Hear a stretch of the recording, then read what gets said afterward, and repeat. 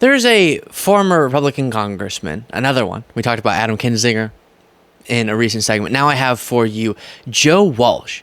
And given all that we've gone through in recent days and just the need for something sort of cathartic, therapeutic, I have this for you. Joe Walsh, who's an anti-Trump Republican, but again, former Tea Party conservative Republican congressman. So very right-wing, but he gets that Trump threatens democracy, and so he's against him. And Joe Walsh went on quite the rant that is so satisfying to watch about the threat that Trump poses to democracy, the fact that people are just ignoring, so many people are ignoring Trump's record. And the fact that we've normalized as a country, apparently, who Trump is and what he's done and what he intends on doing doesn't mean we should be normalizing it, right? And that's why I talk about this so often. And hearing it from Joe Walsh with the anger you're going to observe really is cathartic. I'm so pissed off about this. 3.5 years ago, there was a violent attempt to overthrow an American election. 3.5 years ago, the majority of one of our two major political parties believed an election was stolen. They believed in a stolen election lie. They were incited to violence, and they went to Washington, D.C., thousands of them, to overthrow the election, to hang Mike Pence, to injure Nancy Pelosi, and to keep Donald Trump in office. That happened. That happened in America 3.5 years ago. 3.5 years ago, for the first time in this country's history, we had a president lose an election, and he didn't have the balls or the decency to do the right thing, to put the country first, to concede, to put the country first, to participate in the peaceful transfer of power. Quick pause from your viewing of this video to request that you subscribe to the YouTube channel if you're not already, just by clicking that subscribe button, the easiest and freest way to support the work that we do. Thank you so much. Back to the video. Trump didn't have the courage to do that. He didn't have the decency to do that. He didn't have the balls to do that. He didn't have the patriotism to do that. And instead, he said, "F it, I won." He lied to the American people over and over and over. He lied before the election to incite violence. He got violence. He lied the day of January 6th, and he's been lying ever since. That happened in this country. And it's atrocious, and it's despicable, and it's embarrassing that he's running for president again, that he is one of our two major political parties. He's the nominee, a guy who lost an election and refused to concede, a guy who took a knife and stabbed our elections process in the heart. And he's doing... And I'm going to play more of this. But you feel what I mean? Sometimes, because of how much MAGA right-wing content I have to consume in preparation for and on this show, so that I can show you what's going on over there, I feel like, and apologies, some people hate when this word is used, so I always apologize when I use it, but I start feeling gaslit by all of right-wing media about what happened. And because so many people, for example, I just had that conversation, we uploaded the video already about it, with Vivek Ramaswamy in the spin room. And I bring up the Trump call of termination of the Constitution. And he goes, he never said that. And then I start citing with my own mouth the exact words that were written on Truth Social. Then in the post, editing, we put on screen the actual post. And Vivek, confidently as ever, says he never said any such thing. As I'm saying it to him, the exact quote. And then Elise Stefanik, another person I talked to, acted as if it were absurd to think Mike Pence did the correct thing by saying, no, I'm not going to throw out the Constitution and attempt to serve you in blocking the peaceful transfer of power. And she said she would have not gone along with what Pence did and instead gone along with what Trump was asking, which means if she is selected as his vice president, she'll do anything for him, even as far as throwing the Constitution in the garbage in service of Trump. And then Byron Donalds, just to keep going to the people I talked to in the spin room, he will not listen to the person after person who's left the Trump administration and said he threatens democracy, is an existential threat to the country. Former Defense Secretary Mark Esper, Defense Secretary, seeing Trump in such important moments, and he says he threatens democracy because of the stuff that Joe Walsh is listing here. And all of that is then just completely, I feel like something's on my lip, rejected by MAGA. And because we then just move on, sort of, I know we're not moving on, and there is a pro-democracy movement that's strong and that will hopefully win in November. But we do sort of move on. I was having this thought when all the pomp and circumstance was being built up before the presidential debate. And Trump was democratically selected by the people in his party to be the nominee. So in that sense, you understand why it would build up like this. But presidential debate, former president Donald Trump gonna come to defend his record and explain his policy stances. And then the current president, Joe Biden, who's gonna win? And the rage that you're seeing there from Joe Walsh, and again, we'll play a little bit more of it, is not just that Trump did those things, but that people are forgetting that he did those things. I wish it had been mentioned that not only was Trump lying, which is disgraceful by itself about our election systems, not only did he incite a mob to attack the Capitol, but even to the MAGA people who go, no, he didn't, he said peaceful, patriotically, I don't care.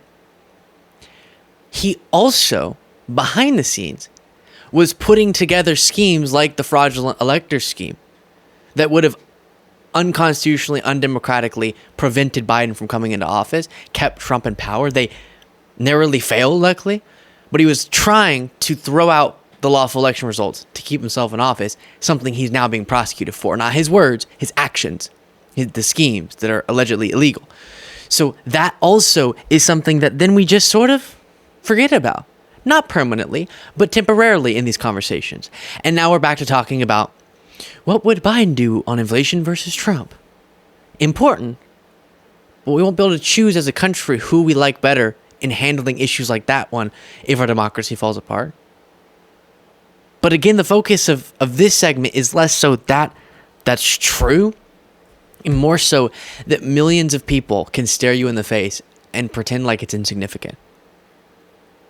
That there's a whole media echo chamber that is more willing to focus on, and it's important to focus on what I'm about to say as well, but they will only focus on Biden's mishaps in that debate. Biden's disastrous performance in that debate. But not talk about how we won't even have the very systems that make a debate like this relevant if Trump gets into power again. Here's more from Joe Walsh. Doing it again. Donald Trump is doing it again. He's out there again right now saying, no. If I lose this election, I will not accept the results. Donald Trump is saying that again right now. He wants violence again right now. He wants violence again if he loses. My God, man, wake up. And it's not just Trump. It's Trump's sycophants and cheerleaders in the right-wing media world, my former world of right-wing media. And I get really worked up about this because I used to be in right-wing media. And it just pains me and saddens me and angers me that people in right-wing media like Hannity and Tucker Carlson and all the rest lie to their audience. Greg Gutfeld, this guy on Fox News, a comedian, he's on that show, The Five. He said the other day, if elections were honest, Trump would win in a landslide. Greg Gutfeld said that the other day. If elections were honest, Trump would win in a landslide. What's he doing? He's doing the same thing Trump's doing. He's lying to his audience.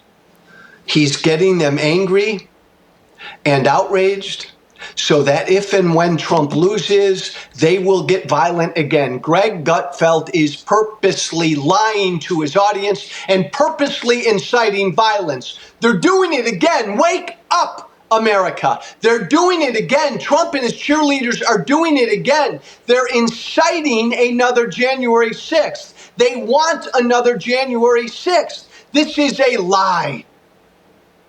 If elections were honest, you say that, you're telling your audience, Greg Gutfeld, that our elections in this country are not honest. That is a dangerous lie. We have the best and safest and most secure elections on the planet. Exactly right.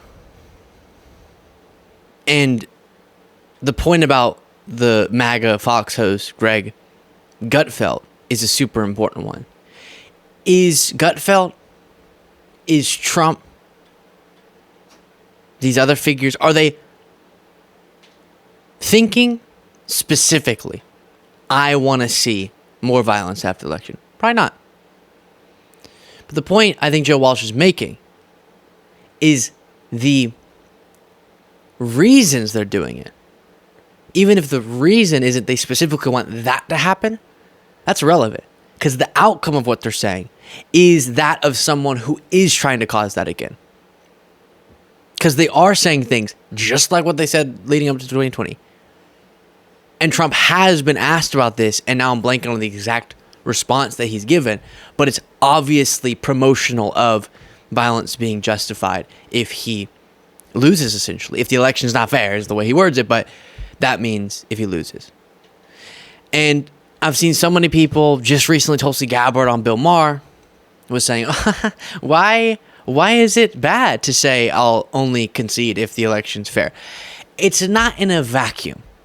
Yes, obviously, if an election were actually stolen, then that would be a different situation.